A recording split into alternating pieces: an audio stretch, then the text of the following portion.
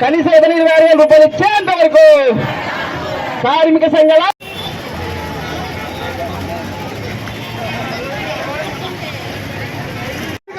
ఐక్యత, కార్మిక సంఘాల ఐక్యత. 10,000 రూపాయలు, 10,000 రూపాయలు. దేశవ్యాప్తంగా కార్మిక సంఘాలు సంయుక్త కిసాన్ మోర్చా ఈరోజు సమ్మె చేయాలని పిలిపించాయి. దేశవ్యాప్తంగా అన్ని రాష్ట్రాల్లోనూ అన్ని జిల్లాల్లోనూ మండల కేంద్రాల్లో కూడా పెద్ద ఎత్తున సభలు, సమావేశాలు, ర్యాలీలు, విస్తృత ప్రచారం ఇప్పటికే జరిగింది. ఈరోజు కొన్ని జిల్లాల్లో బందులు కూడా జరుగుతున్నటువంటి స్థితి రాష్ట్ర వ్యాప్తంగా కూడా ఉంది. ప్రధానంగా ఈ సమ్మె దేశంలోని మోడీ అవలంబిస్తున్నటువంటి ప్రజా వ్యతిరేక, కార్మిక వ్యతిరేక విధానాలకు వ్యతిరేకంగా ఈ సమ్మె జరుగుతుంది. గత 10 సంవత్సరాలుగా మోడీ అధికారంలోకి వచ్చిన తర్వాత ప్రజల సమస్యలు, కార్మికుల సమస్యలు, రైతుల సమస్యలు పరిష్కరించడంలో మోడీ ప్రభుత్వం ఘోరంగా వైఫల్యం చెందింది.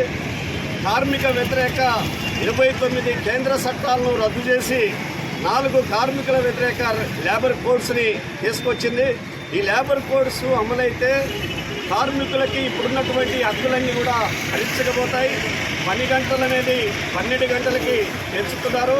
సమ్మె చేసే హక్కు కానీ, సంఘం పెట్టుకునే హక్కు కానీ, కనీస వేతనాల హక్కు కూడా ప్రశ్నార్థకంగా మారిపోతుంది.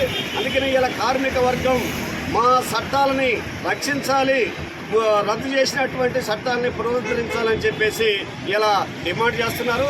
అంతేకాదు కార్మికులందరికీ కనీస వేతనం 26,000 రూపాయలు ఉండాలని, కనీస పెన్షను 10,000 రూపాయలు ఉండాలని, ఉపాధి హామీ కూలీలకి రోజు కూలీ 600 రూపాయలు ఉండాలని, 100 రోజుల పనిని 200 రోజులకి పెంచాలని, అట్లాగే రైతులకి గిట్టుబాటు ధర కల్పించాలని, మొత్తం సమస్త ప్రజల సమస్యలన్నీ కూడా ఈ సమ్మె ముందు నుంచి ఈరోజు దేశవ్యాప్తంగా సమ్మె బంద్ కార్యక్రమం జరుగుతుంది.